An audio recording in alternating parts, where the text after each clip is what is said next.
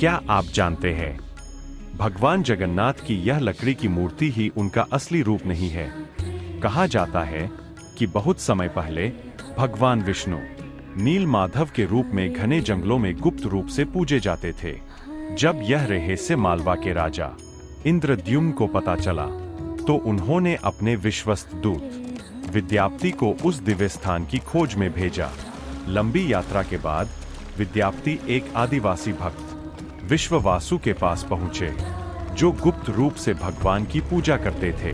काफी विश्वास जीतने के बाद उन्हें उस स्थान तक ले जाया गया, लेकिन आंखों पर पट्टी बांधकर। फिर भी विद्यापति ने रास्ते में चुपके से निशान छोड़ दिए ताकि वह उस स्थान तक दोबारा पहुंच सकें। जब राजा स्वयं वहां पहुंचे तो एक चमत्कार हुआ। नीलमाधव अचानक अदृश्य हो गए। राजा को अपनी गलती का एहसास हुआ और उन्होंने कठोर तपस्या शुरू की। तभी आकाश से एक दिव्य आवाज आई, अब मैं पत्थर के रूप में नहीं रहूंगा, मैं एक नए रूप में प्रकट होऊंगा। कुछ समय बाद पुरी के समुद्र तट पर एक विशाल दिव्य लकड़ी बहकर आई। राजा समझ गए यही भगवान का नया स्वरूप है। उन्होंने मूर्ति बनवाने का प्रयास किया, लेकिन कोई भी कारीगर उस लकड़ी को काट नहीं पाया। तभी एक रहस्यमयी वृद्ध प्रकट हुए। वह और कोई नहीं बल्कि स्वयं विश्वकर्मा थे। उन्होंने कहा, मैं मूर्ति बनाऊंगा, लेकिन 21 दिन तक कोई दरवाजा नहीं खोलेगा। राजा मान गए।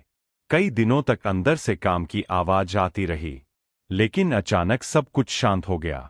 रानी से रहा नहीं गया और उन्होंने दरवाजा खोल दिया। अंदर का दृश्य देखकर सभी चौंक गए। वहां कारीगर नहीं थे और सामने खड़ी थी 3 अधूरी मूर्तियां, जगन्नाथ, बलभद्र और सुभद्रा। राजा बहुत दुखी हुए, लेकिन तभी भगवान का संदेश मिला, मैं इसी अधूरे रूप में भक्तों को दर्शन देना चाहता हूं। और तभी से भगवान जगन्नाथ इसी अनोखे अधूरे रूप में पूजे जाते हैं। अगर आप भी भगवान जगन्नाथ में विश्वास रखते हैं तो कमेंट में जरूर लिखें, जय जगन्नाथ।